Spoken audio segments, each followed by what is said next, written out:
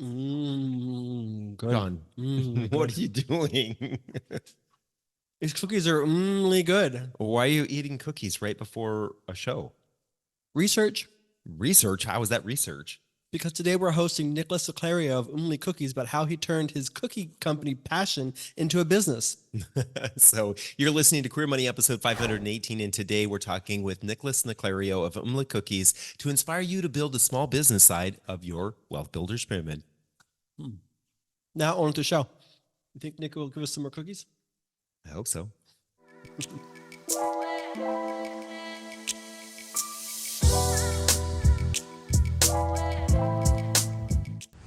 With no fees or minimums and no overdraft fees, banking with Capital One is the easiest decision in the history of decisions.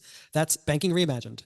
What's in your wallet? Terms apply. See CapitalOne.com/bank for details. Capital One, N.A., member FDIC. So welcome to the show, folks.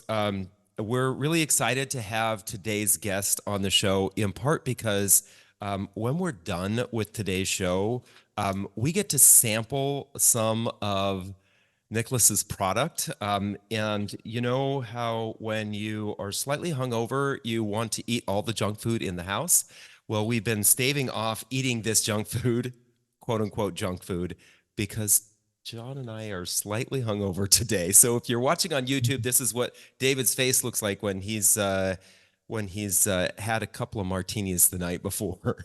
Yeah. We were at an LGBT event last night and had to celebrate a little bit, and we celebrated maybe a little bit too hard. Yeah, exactly. So without further ado, welcome to the show, Nicholas Naclerio. Thank you. Thank you. Thank you for having me. Great to meet both of you today. Yeah. Likewise.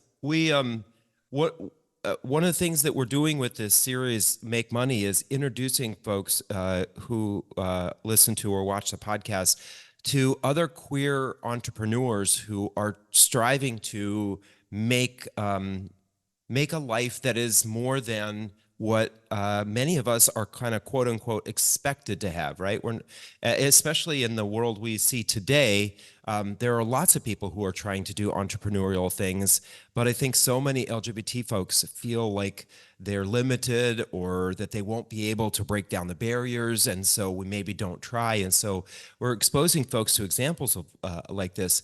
And what's interesting is, Nicholas, you actually used your background of growing up as a queer kid as part of your impetus to start your business, right? So you said that you were bullied and picked on and you were different. Why did that cause you to make cookies? Well, that's a loaded question. There's a loaded answer to that. But I'm not going to get into a therapy related talk today. I'm gay, obviously. Not obviously. I mean, I'm gay. No, it comes through on the screen. I can tell. Okay, thank you. Appreciate it. No, I mean, I grew up in an Italian American family. I mean, food was something that was just core to us, and as it is for so many cultures. So we're not super special, but Italians do love food. Um, and I grew up in a family that went to BJ's and bought, the sugary filled desserts, like cookies, and I would eat many cookies at a time. BJ's cookies, they're delicious. But at a pretty young age, I knew I was gay. Thankfully, I had, a family, lesbian aunt, a network of gay people within my family. I came out at around 7, then went back in the closet until I was about 18. And how that relates to food, like I turned to food for comfort and safety when I was bullied in school for just being myself. And I think I found food was my refuge. Um, and created a lot of mental and emotional struggles at a pretty young age.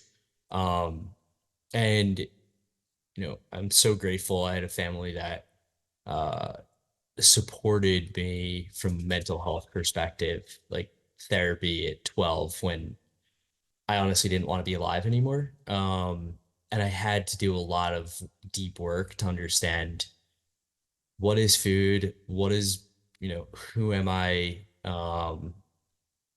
And how do I work through all of these things? So it was just a lot of stress and pain. Not like trauma like some LGBT youth and people experience, but there was trauma there. Mhm. And I think that, I mean, definitely all of that pain that I went through, I started using food as an outlet actually too. It was dual, it was a duality. I cooked, I baked, I love cooking, and it was just something I really loved. And at around like 17 or 18, I started eating really well. I lost weight and not even lost weight, just became healthier and learned about real nutrition and started having fun with food. Like, how can I make something that tastes really good and have fun with it and turn it into an art form? It was like an expression and a healing for me at that Mhm. age. Um, and went to cooking school and worked in some awesome restaurants. And for me, that was like I overcame something that I felt powerless around and felt more powerful around just connecting with food. Um, and I'm just a huge believer, like the pain that you go through can be transformed into something really beautiful. So that was my goal. And yeah, I worked in some fancy restaurants for about 3 or 4 years and then realized I was still feeding people just sugary filled desserts and it didn't really align with how I was eating and what I really, believed in, which was just eat nutrients, make things taste really good, but eat like new or at least most of the time. Also eat cookies and ice cream too. Which I heard you will eat some after Maybe. this. Um, yeah, so I couldn't figure out what I was going to do with it, and I knew I wanted to start a food company. So I took that experience in kitchens, taught myself shelf life development, and I made a cookie brand, a good for you cookie brand that leans into the comfort taste that you get from the foods that you love, but with real good for you benefits. So it's sort of like just like a gay cookie fairy that tricks people into eating healthy. Now I That's understand. Yeah. that's gonna be the title of the show. That Gay Queer cookie Money fairy. interviews the gay cookie fairy.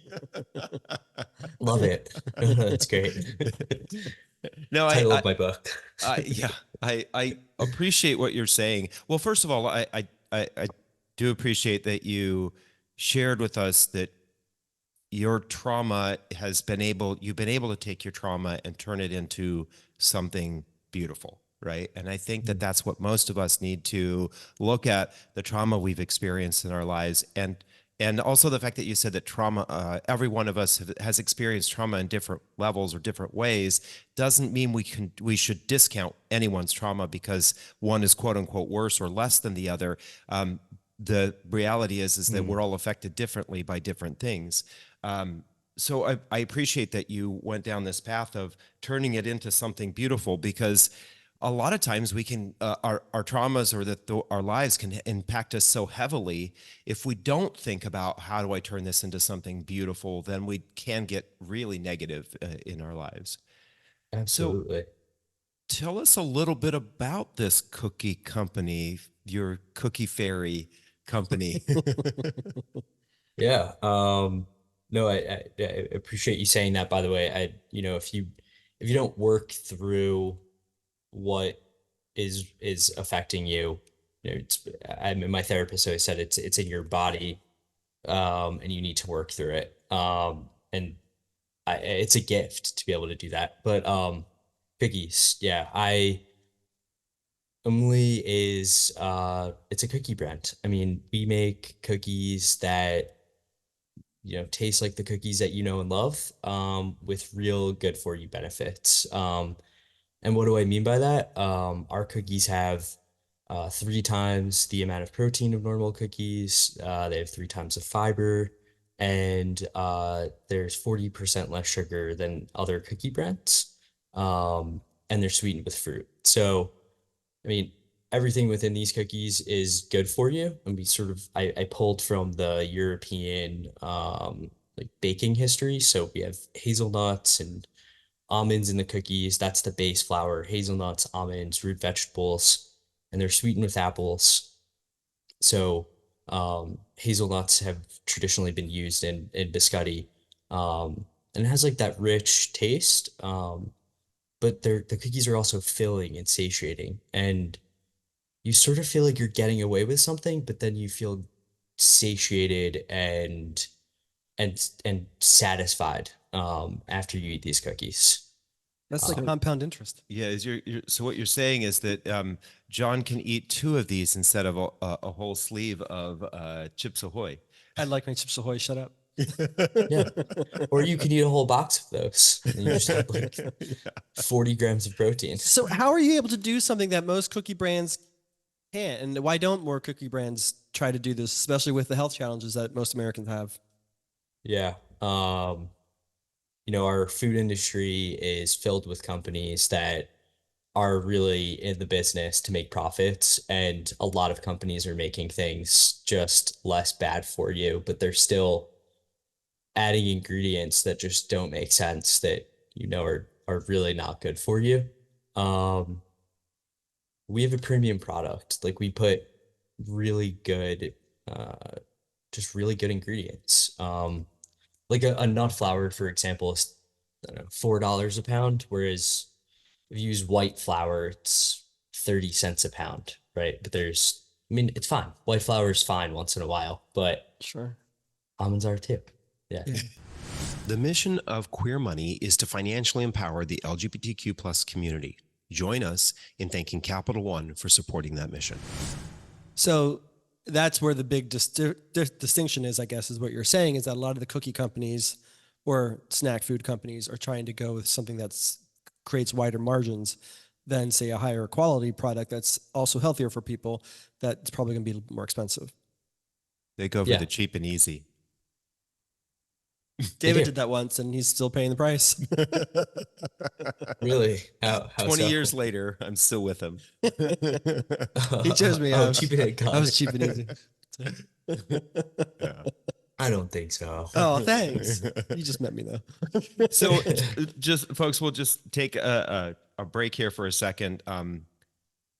Usually we give away a book when we interview an individual who has written a book, but we don't have a book to give away, at least not yet from Nicholas. So for the first person who responds to the Queer Money newsletter for this week's show, we are going to send you a box of cookies that are from Mli. Yeah. So We'll send cookies. Of yeah. course.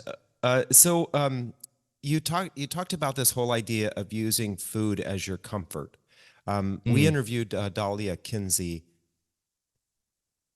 and I'm going to completely 2020. forget the name of Dahlia's book, but Dahlia talked in our interview with Dahlia. Dahlia mentioned this whole idea of how queer folks can oftentimes go look to food or outside things as a way of kind of suppressing the feelings or dealing with the trauma that we have. Yeah. And you've made it into this cookie or business. How is that helping you with dealing with those kinds of things? Yeah. Great question. I, you know, I think it was really easy for me to turn to, I have an obsessive personality. In addition to the anxiety that I have from what I went through, I have an obsessive personality. I turned to food. It was an obsession, but I was also addicted to other things, which I think so many LGBTQ folks are addicted to, and there's so much shame and stigma around it.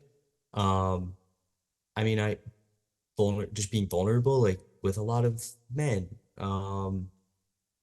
going out and drinking and partying and trying drugs in my early 20s. Like I did all of those things. And I went to 12-step programs when I was 22 and really started doing the work and realizing that personality trait, the obsession, the that and the trauma, like the energy needs to go somewhere.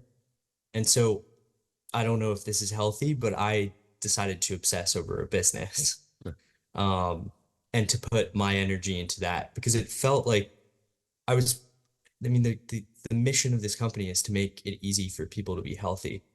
So if I'm on that mission, then I'm at least moving forward in my own personal journey to take care of myself and then others. So yeah, I mean, it's a gift to be able to just feed people healthy, healthy things. I mean, yeah, I don't know if I answered your question. No, I do think you did, and you know your answer is unique to you. I think that one of the things you're talking about here is this use of the energy that we have, right? I think a lot of people when they experience trauma, they trap some negative energy in them, and that negative energy needs to come out, and oftentimes we do need, you know, we see people turn to things like exercise or rock climbing or, you know, quote unquote, good activities to help them try to work through getting some of that energy out. Obviously, you know, things like therapy and being able to do the self-care is important, but you still have a place, you still need to put that energy somewhere. So I appreciate you Totally. talking about that. What when you do this, like, so you've created a cookie company. What are your favorite parts about actually being a part of this process of what you do when you are creating?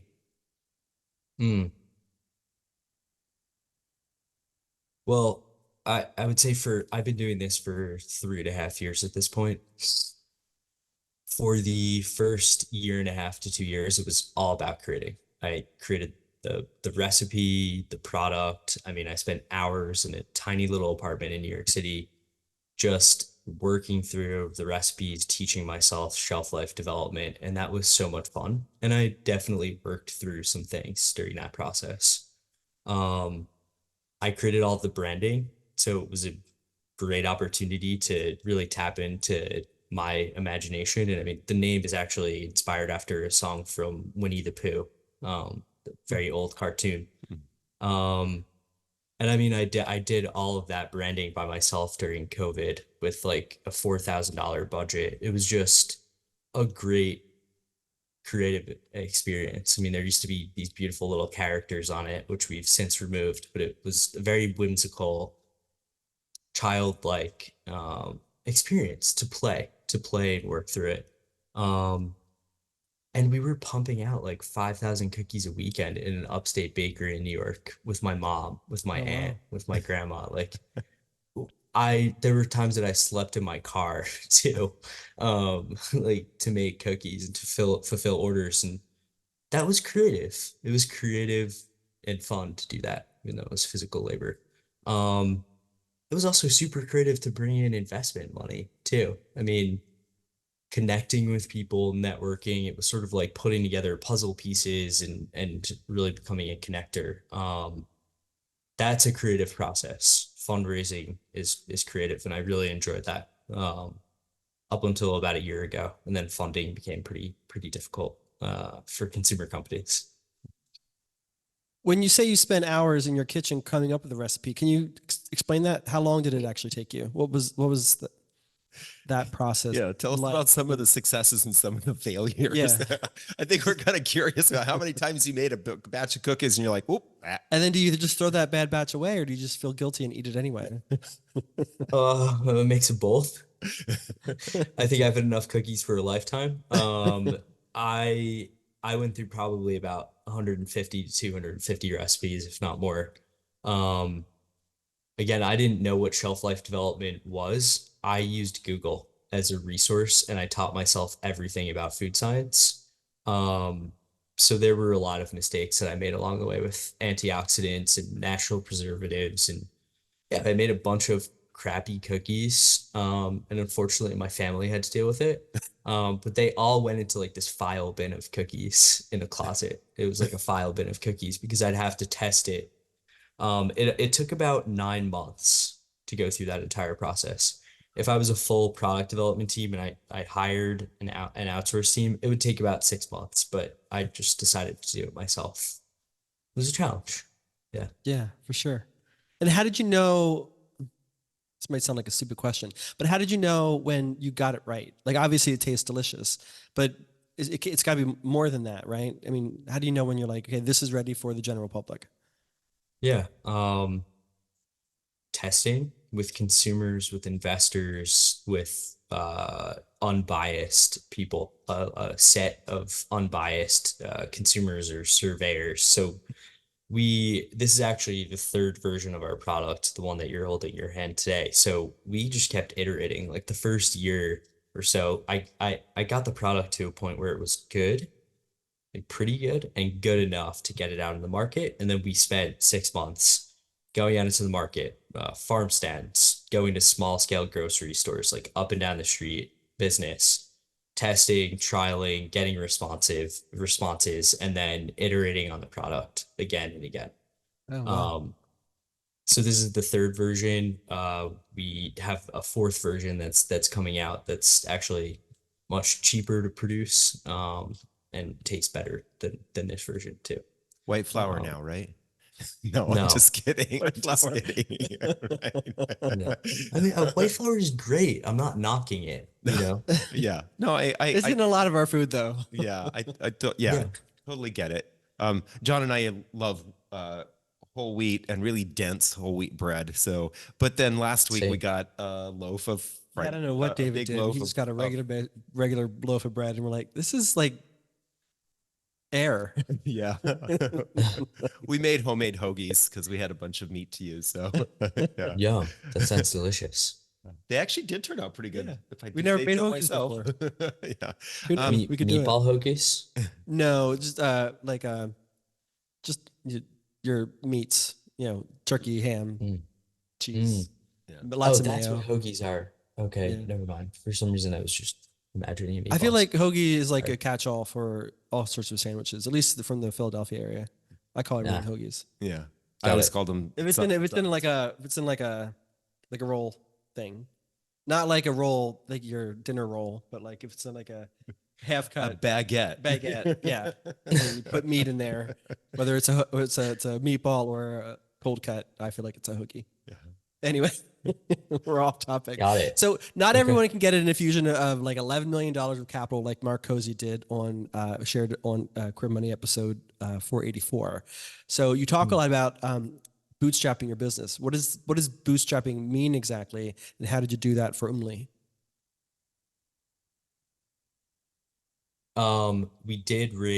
We've raised almost $2 million over the past 2 years. Which, seems like a lot, but it's not a lot for consumer business. Um, I would say compared to other consumer brands, we did bootstrap it to an extent. I mean, I was with companies that are next to companies and founders that raise like 5 or 6 million from square one. So we didn't necessarily bootstrap our business. It was funded by investors and funding. Um, and I raised that money gradually over a span of like 2 years, like family and friends around, pre-seed, all of that. So how did I didn't really bootstrap it. We just used investor money. Yeah. So Yeah. you made the comment that you started off with $4,000. Was that money Oh yeah. that you came up with on your own, or is that money that you got from?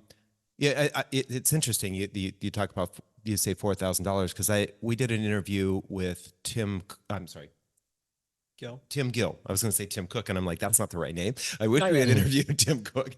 But Soon. Tim Gill was the founder of Quark, a publishing software that almost every single magazine and newspaper company used, and he sold his portion of the company he started with his partner for, I think it was $800 million back in the late 90s. And that's how, he started his company, was basically $4,000, which he borrowed from his parents. So do we have a story like that coming for?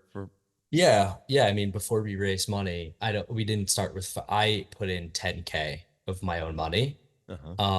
And I used that money to incorporate the company to pay for product development. I had a friend that spent $3,000 on ingredients during the testing because he believed in me, and my aunt, uh, my lesbian aunt, who's like my mother, my second mother, after she saw me putting in like a year of work and creating an unnecessary 40-page business plan and actually getting this product out there, she invested 10K with an angel investor. So I basically, for the first 6 months after I spent a year developing the product, um, I started out with $20,000 of outside money and I put in 10K of my own. So Yeah. So tell me what that feels like to take $10,000 from family members and have them invested into your business. There's got to be that like sense of so much responsibility. Like I pressure. can't, and Yeah. even if we put in $10,000 in our own business, that'd be, that's a sizable amount of money. Yeah. Tell us, explain that feeling and what that, what that felt like. I mean, it felt like a gift. Like, how could I say no to something like that?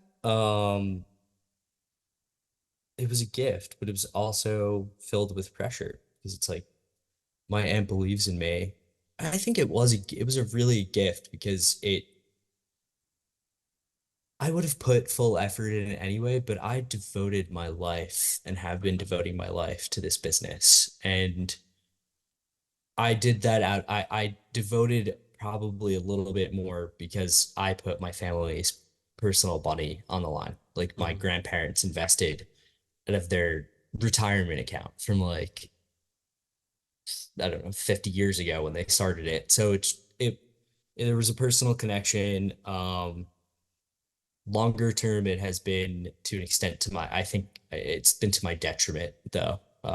Like long term, like now, but overall it was a gift. Mhm. Yeah. Why would you say it's a detriment today? What lessons can some people learn from that? Yeah. I mean, the company right now, we're pursuing a soft landing, so we're looking at a merger right now. Um, I have learned so much about consumer businesses, and it looks like they likely won't get a return. They'll get some shares in another company. Um, and so it actually hasn't been to my detriment. I mean, they could have invested that in school for me, right? So I think there's some internal disappointment that I didn't, sell this business for $100 million like we were originally setting out to do. But I think in time I'll learn that this was a really awesome experience to build a business. I mean, we have over $5 million in annualized contracted sales that are like ready to go. Target, Costco, Sprouts, Whole Foods, like Amazon corporate offices, and this business would be an amazing place if we received the funding. So there's a personal sort of I'm responsible for everything I've done up until this point, but I'm not responsible for the way the current economic environment affects startup businesses. And so yeah, it was a long-winded answer. And so it's No, but mixed. it's posed some, I think, some great opportunities. So you're selling or you're going to sell, and correct me if I'm wrong, in Target, you're going to be on Amazon and a couple other major stores. I think a lot of people would say like once I can get my stuff on that shelf, that's when it'll become smooth sailing. What is the hiccup? What's the cognitive dissonance there that we're hearing from you? Yeah, I mean it it gets harder when you open all of those accounts. I mean, we opened Whole Foods, Sprouts, Amazon, Fresh Market, like 1,800 retail stores 2 years ago. Wow.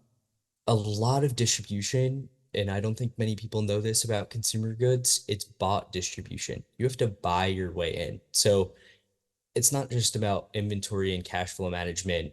That's one key component of it. It's inventory cash flow management. It's having the right margins and building that in for basically selling to a distributor and then a store because everybody eats before you. And then beyond that, if a percentage of your revenue for the first 2 to 3 years in consumer is is an investment, you're not going to get that money back. Like 30 to 35% of your revenue is typical marketing and trade spend.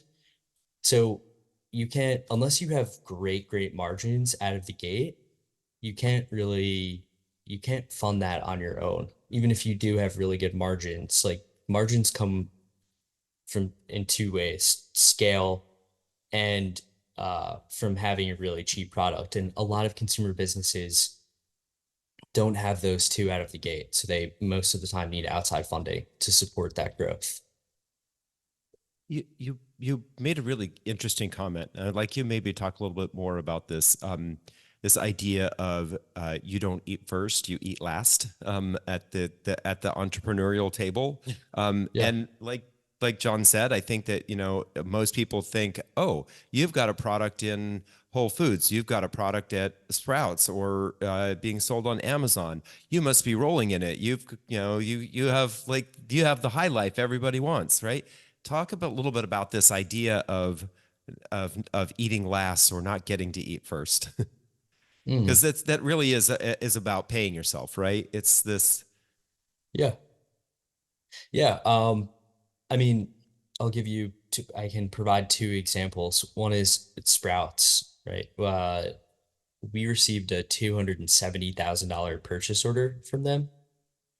The company, because you have to pay slotting fees, you have to pay to get into the store. We received 117K back of what we produced. So there, I mean, there was a net loss of about, if you do the cat, we maybe got a little bit more back, but there was a net loss of about 80K on that account.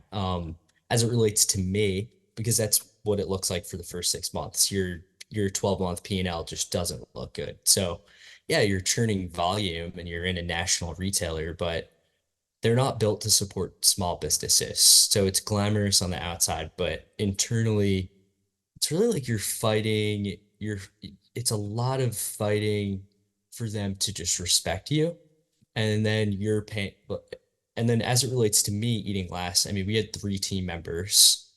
Um, and if investment money wasn't coming in because we were gradually raising money, I was the first person to get cut. I mean, our sales director, our COO, fractional support, everybody got paid first.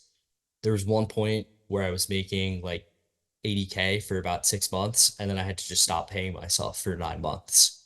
So because that, I mean, that's also, it comes from external pressure. Like investors are, they're like, you have to make sure that this survives. And sometimes the entrepreneur doesn't give themselves enough oxygen or cash to actually survive and to do well. And that's a lot of learnings from that. I didn't feed myself first in a lot of scenarios where I could have deprioritized other vendors and service providers and really pulled back and actually prioritize myself. Because at the end of the day, if the leader of the company is not healthy, the organization is not healthy.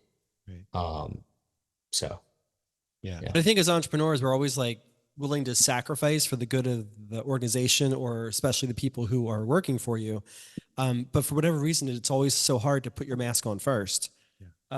Just because you think Yeah. like, okay, if I just don't breathe for a little bit longer, I'll be able to get through this next hurdle. Yeah. Right. I mean, And then you eventually, then you're just like, my oxygen tank is empty. Right. yeah. Right. Now I really need a breath of air. Sorry.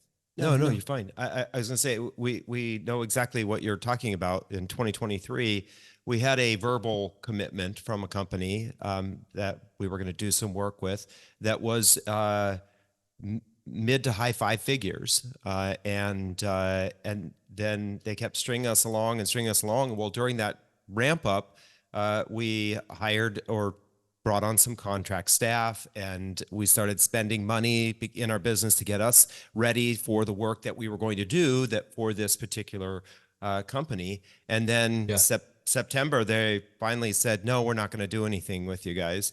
And here we had spent all this money at the beginning of the year, and all of a sudden in October, we're like, guess who doesn't get paid this for the rest of the year? Yeah. It wasn't, we didn't stop paying our staff. We had to stop paying ourselves, right? And that's kind of one of the things you end up dealing with as a small or micro business is where does the money go when you don't have a whole lot of it? And you got to continue creating your product, right? You can't just all of a sudden stop or replace the almond flour with white flour. No, it's not Poor that white easy. flour industry. Yeah. We're No, not gonna white get a flour's sponsor from great. them. White flour is not going anywhere. I No, mean, it's hopefully not. they do sponsor. So in hindsight, I guess Mhm. you said your margins weren't great. Would that have meant then not having such high end, healthier ingredients from the beginning? Great question. I think I mean, in hindsight, it could have been a little bit cheaper. There are three things. We could have asked for a higher price point. We were trying to be at price parity with the cheaper brands so that we could drive movement in store. Two, it could have been a little bit cheaper and we could have asked for a higher price point. And then three is really the distribution, the manufacturing component of it. Um, your manufacturing partner, if you're not manufacturing a product, within your own facilities, which is requires CapEx, uh, having the right manufacturing partner is a huge component of this. It offers the right labor costs and tolling fees, just the labor costs to produce a product, and they also help drastically with cash flow. Um, so there were a few things that we really learned, like having the right manufacturing partner, um, building in all of those costs, and having a really true understanding of P&L over a span of 12 months, and understanding when marketing costs were going to hit and when your net was going to be negative, so that you could understand what you could open distribution wise. Mm-hmm. Because at the end of the day, you can't really, if you don't have that much cash, you can't open that much. Most consumer businesses take like this type of product, they take like 10 to 20 years to really build something with a good foundation.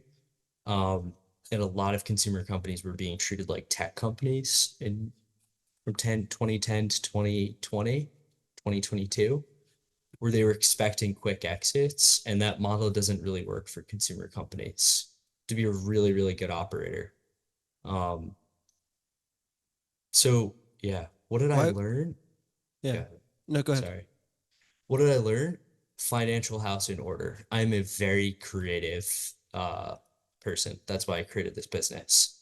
Um, I didn't know what I needed when I first started this business. So I brought on finance advisors, and I like missed the market a bit. Like I brought on a finance, I from day one, I should have had a CFO within that budget. We brought on a finance advisor that was FP&A, financial planning analysis, and not a true CFO in the beginning. Um, Even though he worked for a $20 million cookie brand, like what I've learned is having the right financial support from day one, because that's what business really is, and covering your weak spots. And it's not even a weak spot. I mean, people just have their areas of specialization. That was a huge learning for me. And just understanding the industry. I mean, if you're an entrepreneur, know what industry you're getting into. Speak to a lot of people and build a network of support, people that have tripped over themselves. And that's one thing I did really well. I brought on founders that have sold their companies for like $300 million. And they're great assets to have, to be able to to refer to. Um, and it was difficult to do that as a gay, gay guy, who didn't really feel like I could relate to a lot of people when I was younger. I just needed to just push through and expose myself. Like I just told myself, like, constant exposure. Go meet the managing director of JP Morgan.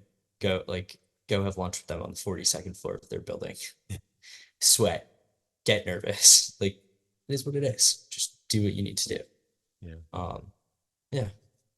It is interesting you touch on that. We interviewed Arlen Hamilton, who is the founder of Backstage Capital, who invests in small businesses, and Arlen talked about that whole idea of being the only one in the room that has that experience. Right? She is a not only a woman, but she's also Black and she's queer, and she's sitting in a room, and everybody at the table is a straight white guy who has been in the venture capital space or finance space for, in some cases, longer than she had been alive, right? And you just feel yourself kind of feeling like you want to shrink and walk away or get out of there because you get so nervous. But yeah, like you said, you have to push through that. If you want to realize your dreams, you have to actually push through those feelings of insecurity and the feelings that we oftentimes get because we are othered people. Totally. I mean, it's been a gradual shift and I'm still learning this.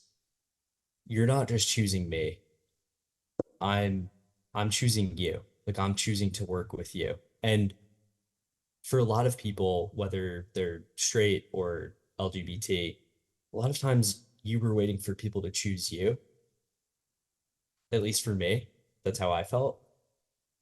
And I'm moving towards we're choosing each other. Like we're choosing to work together. I'm choosing this. This is what I want. This is what my needs are. A lot of our needs weren't met when we were younger. Not to get too deep into the psychology of it, but I huge learning about these are my needs within business, personally, all of that. And needs need to be met. So Yeah, almost a tale as old as time. You hear all these stories of, especially in the music industry, right? This band is like just waiting for the big break. They're just waiting for that check. And they finally get the support from a record label, and then they realize, oh, we're just a cog in their wheel. They don't really care about us. They just want to make money, and now we've got to produce, and we're not getting the support and the attention that we need so we can create good music and sell records. But it sounds like this is something you're having a similar experience. You had a similar experience here. How did you, when you're in that boardroom or you're sitting across the table from the J.P. Morgan marketing director? How did you power through it? How did you not completely like lose 30 pounds of sweat and be able to well, have I a did. successful meeting? I did. I'm thinking of the Kathy Griffin skit where she talks about sitting in the room with some high-powered person and feeling the sweat roll down her back, down into her ass crack. David. Yeah. I I brought a napkin with me so I could wipe my face. Did you really? You were I sitting there did like a Whitney couple of Houston. times. I mean, I had a meeting with the CEO of commercial banking at JP Morgan, and I went to their the main building in Manhattan. We're in their office that happens to have a dining room.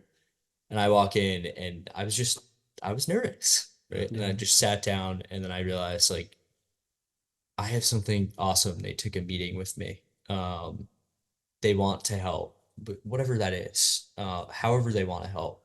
But what did I do ahead of time? I mean, a lot of self-talk, having the right coaches. So I would just call like I had a coach that helped me.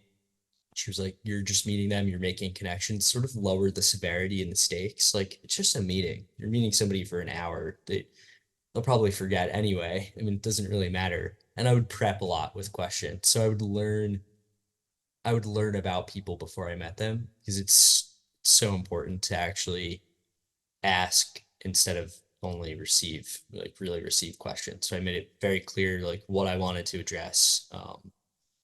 And yeah, a lot of self-soothing. Yeah. I really appreciate that you kind of this whole idea of trying to level the playing field by understanding that you have something valuable that they may want. Because I think a lot of us as queer people, I know that John and I have talked about this a lot, our personal experience of needing to put on all the stuff on the outside to try to get people to accept us, right? We wore the designer clothes, we went out to the clubs, we did all the brunches, the happy hours, we paid for people's drinks and bought dinners and took the trips that we could talk to so that everybody thought we were desirable, right? We use kind of these outward things sometimes, and we forget that what's inside, if we don't focus on remembering that what's inside of us, who we are as people, as individuals, is something that's valuable, then we're going to have to always rely on trying to attract somebody from those outward that outward viewpoint, right? And you speak to this idea of, I have something valuable to offer. And I think that's something that all of us need to remember. If we're going to try to get into business, we have to remember, what is the thing that I have that's valuable? How have I created something that's valuable for other people, or for somebody who wants to invest in my business, or to loan me $100 million or whatever it is to build a factory, right? Those kinds of things. We need to remember that that's an important aspect of, to not lose ourselves or what it is that we have as value in the money discussion. Yeah. So true. So in hindsight, what like 3 to 5 tips could you provide a budding LGBT entrepreneur based on everything that you've learned, the good, the bad, and the ugly, to help them launch their business, whatever it may be? That's a great question. I would say one, foundation is everything. So do a really full analysis of yourself, what your strengths are, what your weaknesses are. Find your network of support. Where do you need it? Who do you need? It doesn't matter if they're gay or not. Most people don't care, to be honest with you, if you're gay or lesbian or transgender. I mean, some do, but some don't, and you have to push through and find the right people. So creating that foundation, whatever it is, a financial foundation, like really understanding what you're getting yourself into. And I think being really clear about what your needs are personally when you're getting into it. So not losing self during the process. Like, what do I need financially? How much time can I actually devote to this so that it's sustainable? Of course, there's always sacrifice, but what are my limits? What are my boundaries? And what are my needs? And I know that all sounds really vague. Like, how many hours can I realistically work a week? What does my income need to be? Like, what do I really need to get this going? And when you set those boundaries ahead of time, of course it's maintenance during the process, but you're not chipping away at yourself, which is something that I did. I chipped away at myself and sort of lost part of self because I became the business. Whatever you get into, you are not it. You aren't it. You're you, no matter what happens. Um, you're you. So always come back home and just realize how valuable you are, regardless of what happens. Because there are plenty of people that start things and they just don't go well. And that's okay. It's a huge learning experience. So just be really conscious of the gifts. I think those are the biggest things. And have fun. Make sure you have fun. Like, add fun and joy. Like, your friend, whether you have family or friends that you're super close to, you need people to support and love you along the way. And don't close yourself off to it just because you're chasing something. Like, you need love. That's huge. So Yeah, definitely. I appreciate you speaking to this idea of understanding what you need to be able to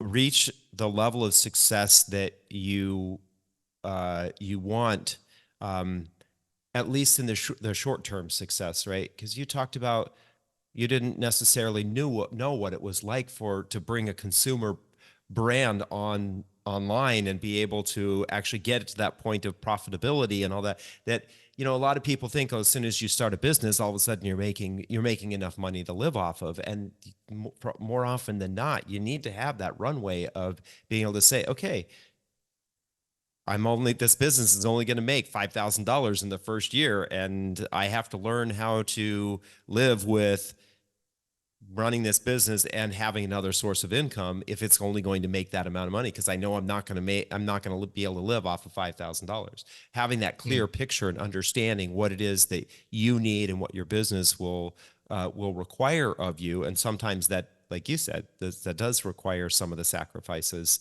of working 60, 70, 80-hour weeks for a while so that you can get it up and going.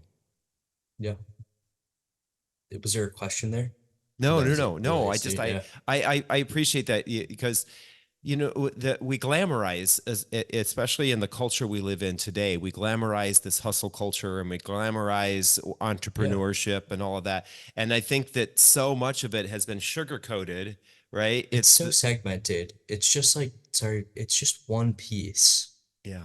Show the whole damn picture. Right. Yeah. Yeah. Right? And people celebrate it's just, no, everything is mixed. Yeah. Relationship. Like, yeah, it's a shit show. Yeah.